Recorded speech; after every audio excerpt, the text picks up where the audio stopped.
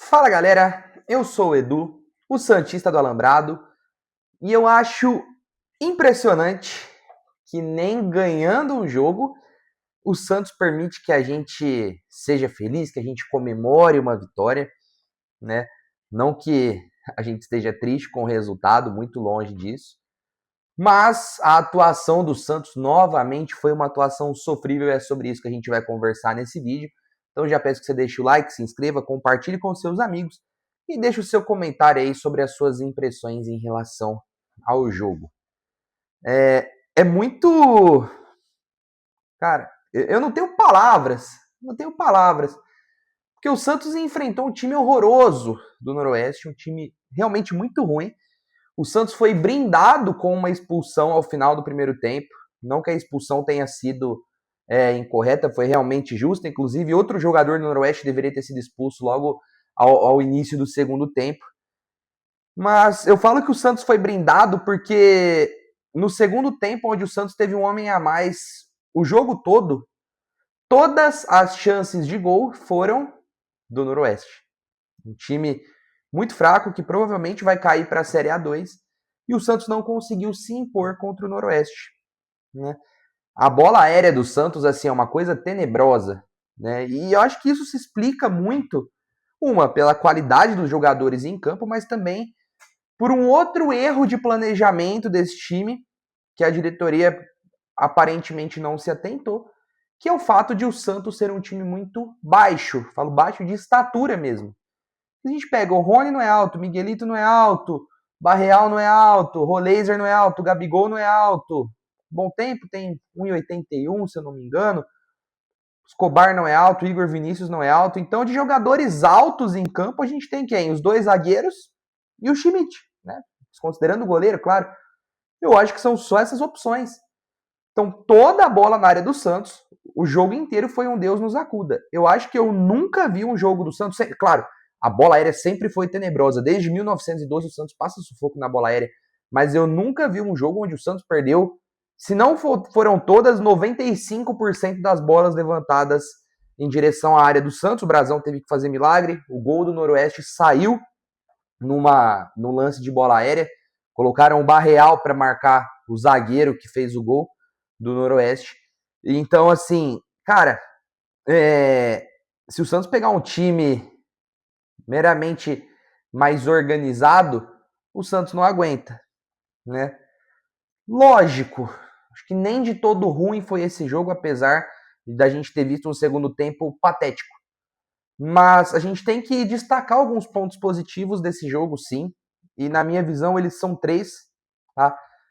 Quatro, na verdade, 4 pontos positivos. Primeiro deles, o Igor Vinícius, que participou bem dos lances dos 2 gols. No primeiro lance, ele dominou de forma brilhante um lançamento e tocou para o Miguelito servir o Escobar. E no lance do segundo gol, é ele quem dá assistência para o Rony. Então aí está aí o primeiro destaque. Rony também, na minha visão, foi um destaque positivo, correu o jogo todo, foi coroado com um gol. Espero que seja o primeiro de muitos aí. É um jogador que se dedica bastante. Muitos dos ataques do Santos passaram por ele ao longo do jogo. No primeiro tempo, todos os lances perigosos do Santos, com exceção do primeiro gol, passaram pelo pé do Rony. Então foi um jogador que se destacou bastante no primeiro tempo também. No segundo, o Santos atacava mais pelo lado dele também. Boas triangulações. Hoje o Escobar, aproveitando que era um time mais fraco do outro lado, conseguiu, de certa forma, atacar, fazer boas jogadas ali na frente na frente, né, no ataque do Santos. Boas tabelas, algumas triangulações. Lógico que falta qualidade.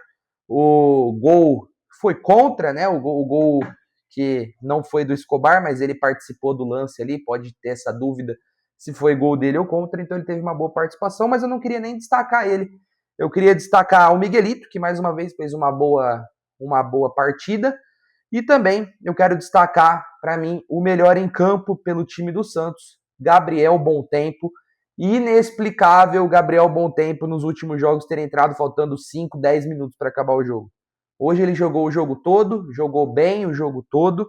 Ali no final deu uma cansada, mas também não tinha quem colocar no banco, não teria que sair mesmo. Mas o Gabriel Bom Tempo, para mim, foi o grande destaque do Santos.